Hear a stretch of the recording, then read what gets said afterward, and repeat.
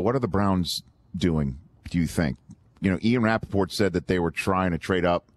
I mean, trying to get Kirk Cousins last night was the veteran quarterback they tried to pry loose. And, man, do they have the draft choice firepower to get what they want, most likely, if a team's like, sure, I'll take all your draft picks off your hand, or value them in the same way that clearly the Browns front office values theirs.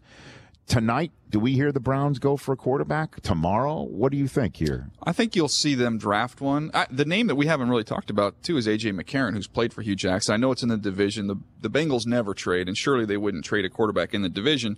But, man, they've got a lot of capital. If they wanted to get creative, there's a way they could do that instead of just watching McCarron walk out the door soon. So I keep his name in the mix. Tonight?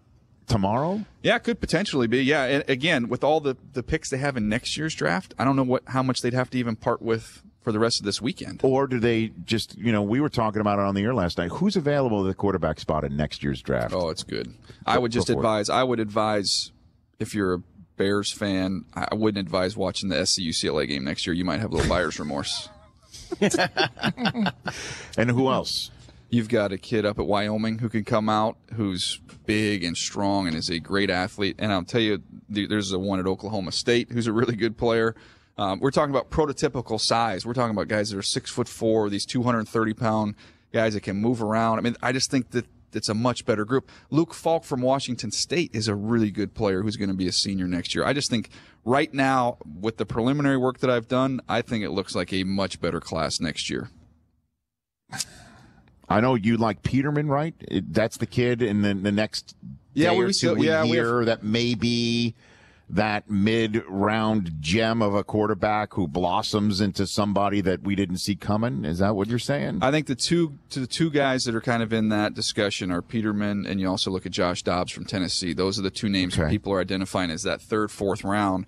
We have to see what happens, though. I mean, I imagine Kaiser and Webb will go pretty quick here tonight. You think so? I think so. Who do you think they go Well, tonight? Cleveland coached Webb at the Senior Bowl, and the guy was MVP of the game and had a pretty good week for them. So Cleveland does not have a second round. Well, they do have a second round choice from the Titans.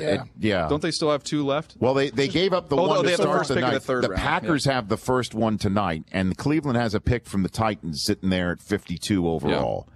That could be one of them. That could be one of them. And then Cleveland is first up in round 3. Fun storyline. Obviously, Big Ben, Ohio quarterback, Miami of Ohio, has dominated Ohio as a Pittsburgh Steeler.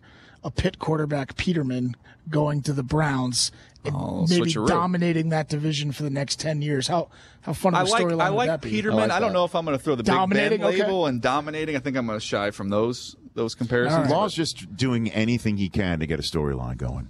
That's what he's trying. He's working. Did you pull something over there with that one? How fun would that be? That would be ultimate vindication for the Browns. The Rich Eisen Show, weekdays at noon Eastern on Audience.